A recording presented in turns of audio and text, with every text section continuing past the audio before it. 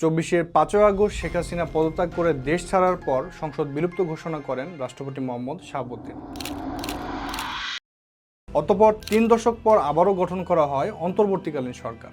শান্তিতে নোবেল বিজয়ী অর্থনীতিবিদ অধ্যাপক ডক্টর মোহাম্মদ ইউনূসের নেতৃত্বে অন্তর্বর্তীকালীন সরকার ক্ষমতা গ্রহণ করার পর সবচেয়ে বেশি আলোচনা এসেছে এই সরকারের মেয়াদের বিষয়টি। প্রশ্ন উঠেছে, কতদিন থাকবে এই সরকার, কবে নাগাদ হতে পারে জাতীয় নির্বাচন, বাংলাদেশকে নিয়ে কী বা পরিকল্পনা করছেন ডক্টর ইউনূস। অন্তর্বর্তীকালীন সরকারকে কতদিনই বা সময় দিবে রাজনৈতিক দলগুলো, এ নিয়ে সর্বশেষ তথ্যগুলোই থাকছে আজকের আলোচনায়। ৫ই আগস্ট শেখ হাসিনা পদত্যাগের পর ৩ দিন পর্যন্ত বাংলাদেশে কোনো সরকার ছিল না। ৩ দিন পর অধ্যাপক মোহাম্মদ ইউনূসের নেতৃত্বে ৮ই আগস্ট রাতে শপথ নেয় অন্তর্বর্তীকালীন সরকারের উপদেষ্টারা। অন্তর্বর্তীকালীন সরকারের প্রধান উপদেষ্টা পদের কর্তব্য বিশ্বস্ততার সহিত পালন করিব। ডক্টর ইউনূস ও বৈষম্যবিরোধী ছাত্র আন্দোলনের ২ সমন্বয়কারী সহ মোট ১৭ জন উপদেষ্টা নিয়ে গঠিত হয়েছে এবারের অন্তর্বর্তীকালীন সরকার। জানা গেছে, বাংলাদেশের বর্তমানে সংবিধানে তত্ত্বাবধায়ক কিংবা অন্তর্বর্তী সরকারের অস্তিত্ব নিয়ে কিছুই উল্লেখ নেই, যে কারণে এর মেয়াদের বিষয়টিও কোথাও উল্লেখ নেই। সংবিধানের ১২৩-এর ৩-এর খ ধারা অনুযায়ী মেয়াদ অবসান ছাড়া কোনো কারণে সংসদ ভাঙলে পরবর্তী ৯০ দিনের মধ্যে নির্বাচন অনুষ্ঠিত হবে। তবে এবারে অন্তর্বর্তীকালীন সরকার গঠনের বেলায় এমন সংবিধান মানা হয়নি। একটি বিশেষ পরিস্থিতি বিবেচনায় এই সরকার গঠিত হয়েছে, তাই এই সরকারের মেয়াদ নিয়ে জনমনে বেশ ধোঁয়াশা তৈরি হয়েছে।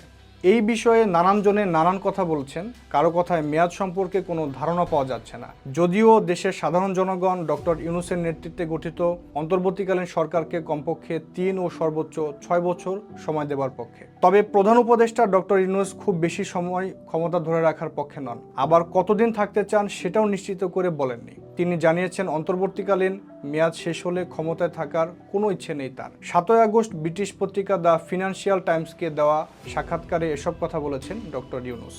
তবে নির্বাচন নিয়ে ডক্টর ইউনূসের একটি বিশেষ পরিকল্পনা থাকতে পারে বলে মনে করেছেন অনেকে। তাদের মতে ডক্টর ইউনূসের ডিরেকশনে তরুণদের লিডিংয়ে আসতে পারে নতুন কোনো দল, অংশ নিতে পারে পরবর্তী নির্বাচনে। ব্যাপার অবশ্য অনেকটা ওপেন সিক্রেটও। এর মধ্যে তিনি একাধিকবার পুরনোদের সরে যাওয়ার আহ্বান জানিয়ে নতুনদের সুযোগ করে দেবার কথা বলেছেন। ৮ই আগস্ট দেশে ফিরেই তিনি বলেছিলেন, আমি বারে বারে উপদেশ দেই, পুরনোদের বাদ দাও, পুরনোদের চিন্তা দিয়ে কিছু হবে না। শুধু বাংলাদেশ নয়, পুরো দুনিয়ার কথা বলছি। তোমাদের মধ্যে যে শক্তি আছে, সৃজনশীলতা আছে, সেটাকে কাজে লাগাতে হবে। শুধু বই খাতাতে লেখার জিনিস না, সেটা প্রকাশ করার জিনিস।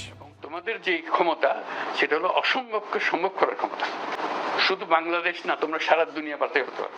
কেবল ডক্টর ইউনূসই নন, পাশাপাশি বৈষম্যবিরোধী ছাত্র আন্দোলনের সমন্বয়করাও জনগণ চাইলে নতুন রাজনৈতিক দল গঠনের চিন্তা করবেন বলে জানিয়েছেন। ১০ই আগস্ট এক সাক্ষাৎকারে সমন্বয়ক হাসানাত আবদুল্লাহ বলেন, সবাই এখন ছাত্রদের ওপরে ভরসা রাখতে চাই।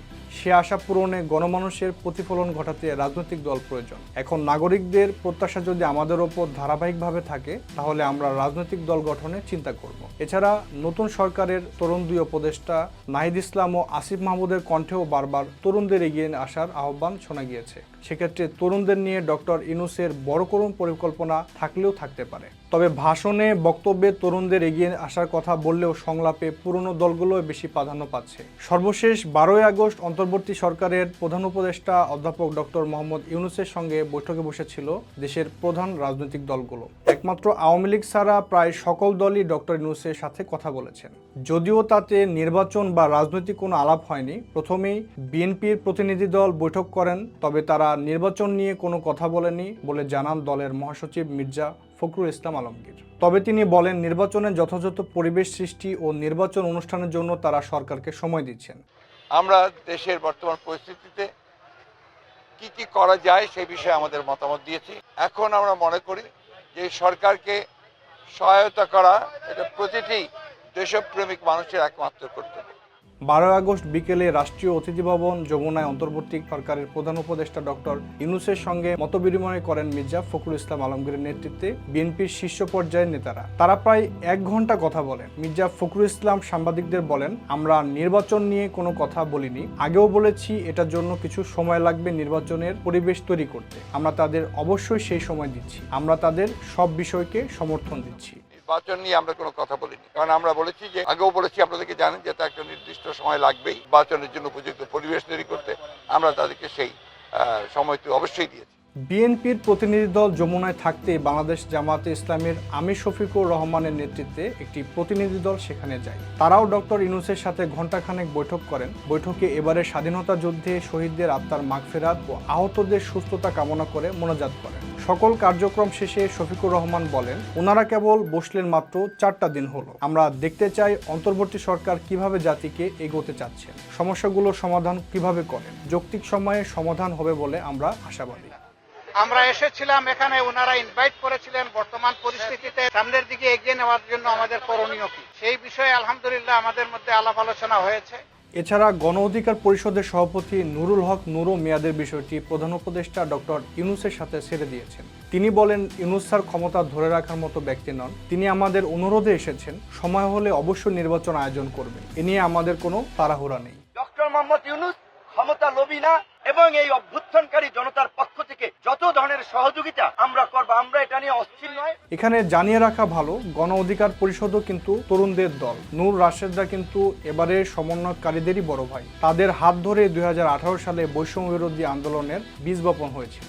সুতরাং ডক্টর ইউনূস চাইলে এই দলকেও সমর্থন দিতে পারেন ও হাসানাত সাজিদরাও যোগ দিতে পারেন। তবে এসব কিছু সময়ের উপরে ছেড়ে দেওয়াটাই উত্তম। আপাতত আমরা সাধারণ জনগণ এক সোনালী সময়ের প্রত্যাশায় বুক বেঁধেছি। আগেও অনেকবার আশায় বুক বাঁধলেও বারবার আশাহত হতে হয়েছে। এবারের আমাদের দৃঢ় বিশ্বাস, তরুণ প্রজন্মের এই গৌরবময় বিজয় কোনোভাবেই ব্যর্থ হবে না। অতীতের মতো পথভ্রষ্ট হবে না রাষ্ট্র এবং সরকার। আশা করছি এবং আর আশাহত হতে হবে না। ডক্টর মোহাম্মদ ইউনূসের কাছ থেকে আমরা ভালো কিছু পাবো বলে আশা করছি। তার জন্য আমাদের উচিত ডক্টর ইউনূসের সরকারকে সমর্থন করা ও ভিডিওটি শেয়ার করে অন্যদেরকেও তার পরিকল্পনাগুলো জানার সুযোগ করে দেওয়া। আজকের মতো এখানেই শেষ করছি। ভিডিওটি ভালো লাগলে ও এই ধরনের ইনফরমেটিভ কন্টেন্ট রেগুলার পেতে চাইলে চ্যানেলটি সাবস্ক্রাইব করে রাখতে পারেন। দেখা হবে পরবর্তী ভিডিওতে। সবাই ভালো থাকুন, সুস্থ থাকুন।